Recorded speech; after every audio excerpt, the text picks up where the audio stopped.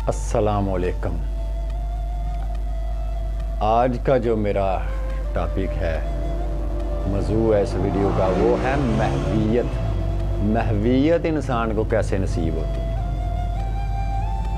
अक्सर लोग ऐसे हैं जो नमाज के वक़्त जब जाए नमाज पे खड़े होते हैं तो तरह तरह के ख्याल जो हैं, वसवसे जो हैं, उनके अंदर उनकी सोच जो है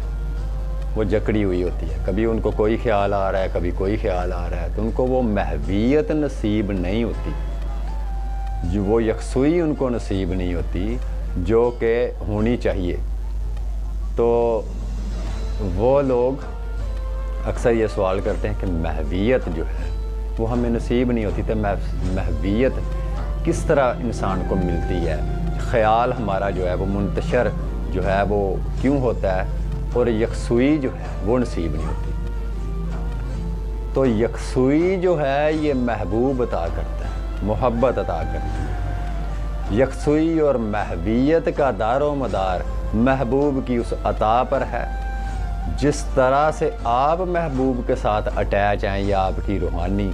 जो है ग्रिप अपने महबूब के साथ है, जिस कदर आपकी रूह का तअल्लुक़ जो है अपने महबूब के साथ है, तो ये चीज़ महबूब की अता से मिलती है। और ये चीज़ जो है वो मोहब्बत की सिफ़त है, ये मोहब्बत का दारो मदार है। मोहब्बत ये चीज़ इंसान को नसीब करती है, महवियत में वो चीज़ लेके जाती है। इसी से मुझे वो हज़रत अबू अली शाह कलंदर सरकार का एक वाक़या याद आ गया कि जब आप जो है वो रास्ते पे चल रहे थे, शहर से बाहर की तरफ निकल रहे थे, तो पीछे से उस वक़्त के जो बादशाह था उसकी सवारी आ रही थी। तो मुनादी करने वाला ऐलान कर रहा था कि रास्ता खाली कर दो, पीछे पीछे हट जाओ, बादशाह की सवारी आ रही है, बादशाह की सवारी आ रही है। तो दुनिया जो है वो साइड पे हो रही थी, खलकत जो है वो रास्ता बिल्कुल छोड़ रही थी उस बादशाह की सवारी के लिए। तो आप जो है वो हर चीज़ से बेनियाज उसी रास्ते पे वैसे के वैसे ही चल रहे थे।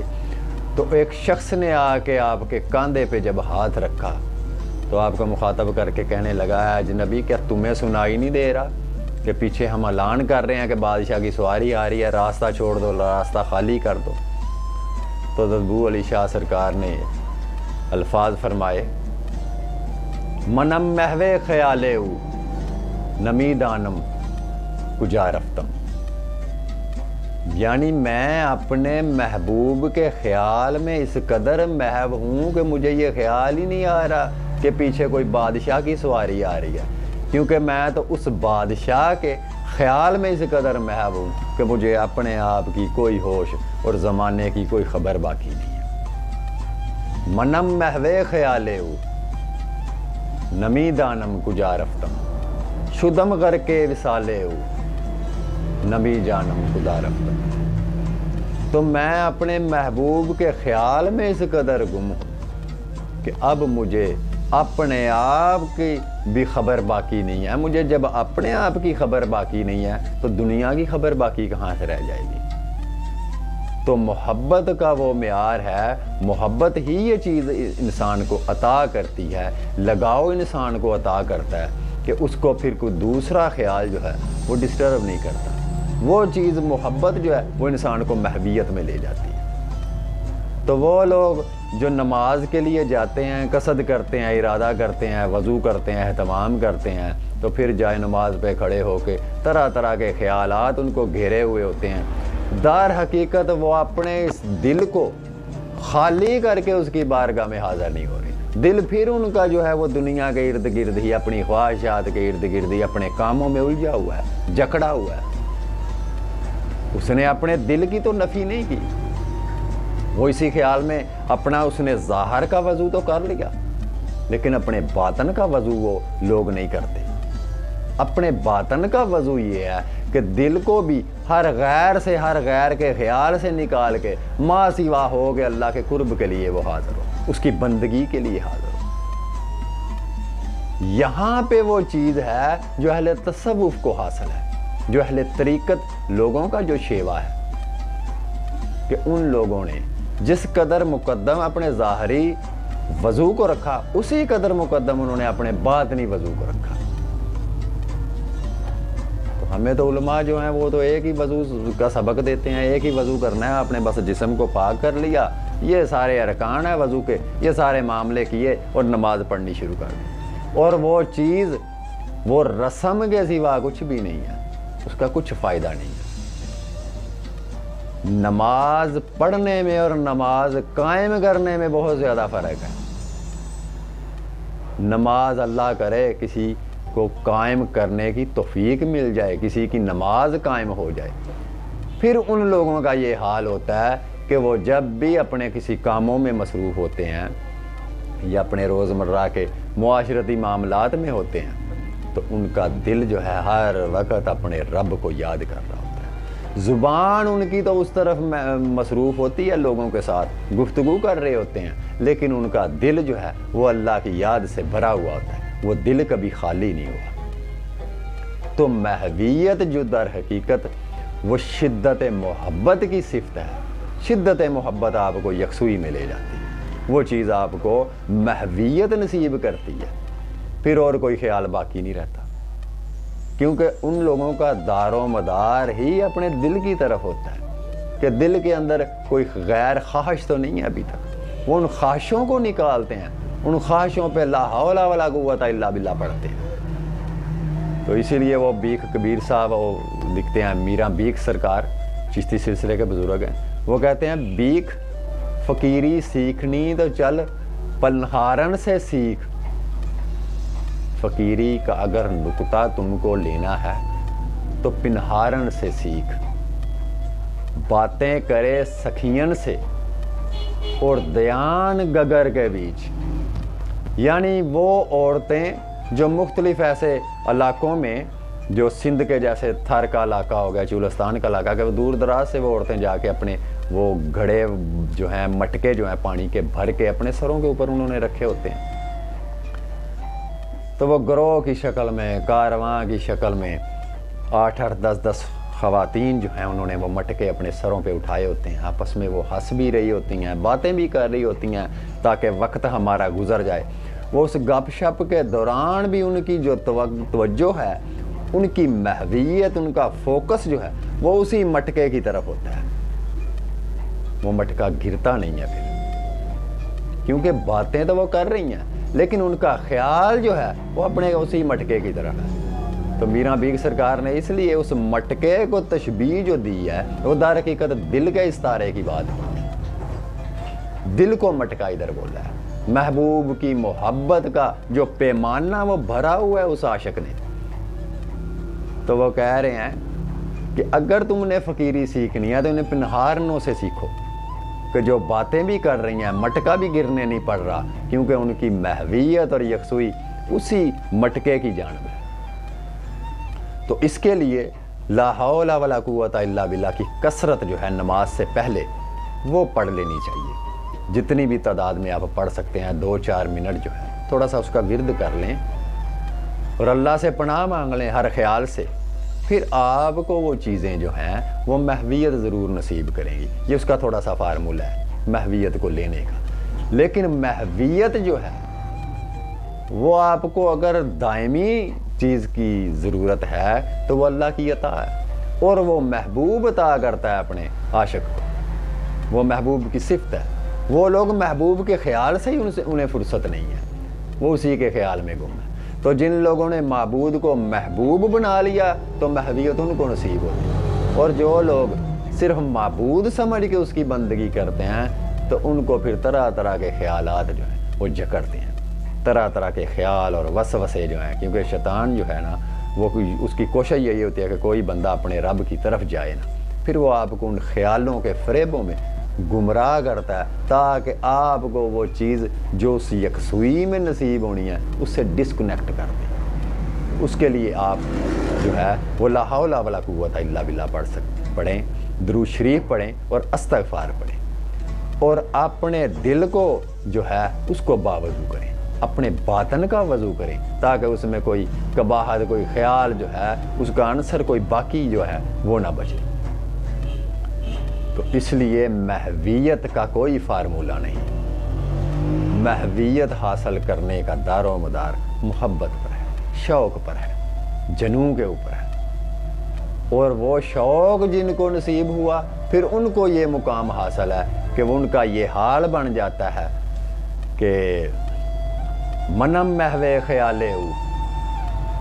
نمی جانم کجا رفتم، کہ میں تیرے خیال میں اس قدر گم ہوں کہ مجھے اب کسی کی کوئی خبر باقی نہیں۔ تو اہل تصوف کا یہ حال ہے، ان کو یہ چیز نصیب ہے کہ وہ محبوب میں اس قدر گم ہوتے ہیں کہ ان کو پھر کوئی دوسری چیز جو ہے وہ یاد باقی نہیں رہتی۔ اور اس کے لیے دوسری بات آپ سے یہ گزارش کرتا جاؤں کہ انسان اس دنیا میں جس کو زیادہ محبوب رکھتا ہے، جس بھی چیز کو، بار بار خیال اسی کی طرف جائے گا۔ وہ لوگ جن کو دنیا کے کاموں نے اور خواہشات نے اور وسواس نے جکڑ رکھا ہے، در حقیقت ان کی محبوب ہی ان کی دنیا ہے، وگرنہ ان کو اگر ان کا محبوب ان کا رب ہو تو خیال کی کیا مجال ہے کہ ان کے قریب بھی آ جائے۔ وہ لوگ جو اپنے محبوب کو، جس چیز کو وہ محبوب رکھتے ہیں، ان کا دل جو ہے اسی جانب رہتا ہے، اسی طرف مائل رہتا ہے، وہ اس خیال سے نکلتے نہیں۔ آپ کا محبوب جو ہے خیال وہ آپ کو دیتا ہے۔ تو جن لوگوں کی دنیا محبوب ہے تو پھر ان کو خیالات ہی آئیں گے۔ میں نے اسی لیے بولا کہ خیال آپ کو محبوب عطا کرتا ہے، جس کو آپ نے محبوب بنا رکھا ہے۔ تو جن لوگوں نے اپنے معبود کو محبوب بنا رکھا ہے، پھر کیا مجال ہے کسی خیال کی کہ وہاں کسی خیال کا گزر بھی ہو۔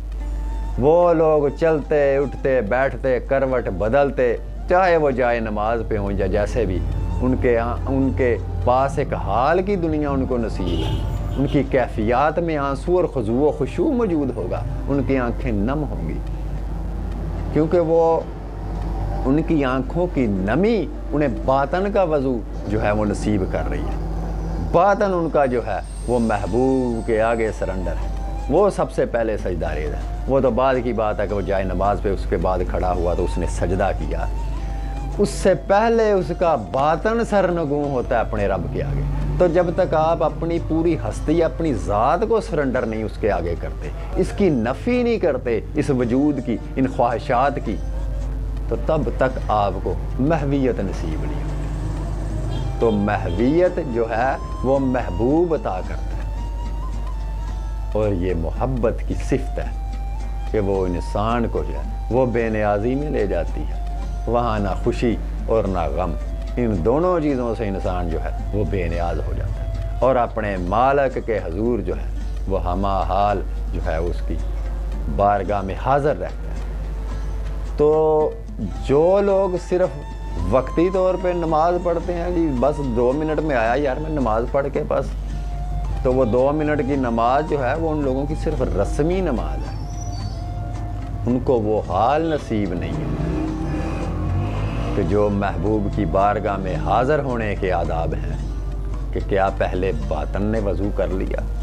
یا صرف ظاہری طور پہ ہی آپ نے اپنے جسم کو پاک کیا اور باطن کے اندر اسی طرح دنیا کی وہ گندگی ساری پڑی ہوئی ہے، خواہشات نے ڈیرا لگایا ہوا ہے، کبھی کسی کا خیال آ رہا ہے کبھی کسی کا۔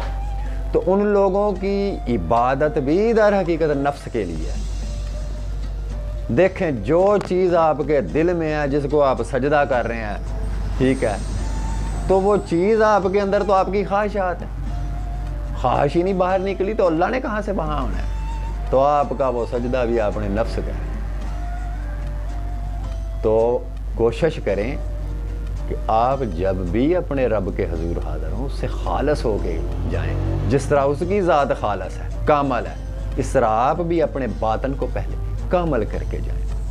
لا حول ولا قوت الا باللہ پڑھ کے، یکسوئی کے ساتھ، محویت کے ساتھ، اور اس سے استغفار کریں ان خیالوں پر جو آپ کو اس کے قرب تک جانے میں یا اس کا قرب آپ کو نصیب ہونے میں رکاوٹ بنی ہوئی ہے۔ اللہ سے ان خیالات کی پناہ مانگیں، وہ آپ کو جو ہے وہ ان چیزوں سے نجات ضرور دے گا،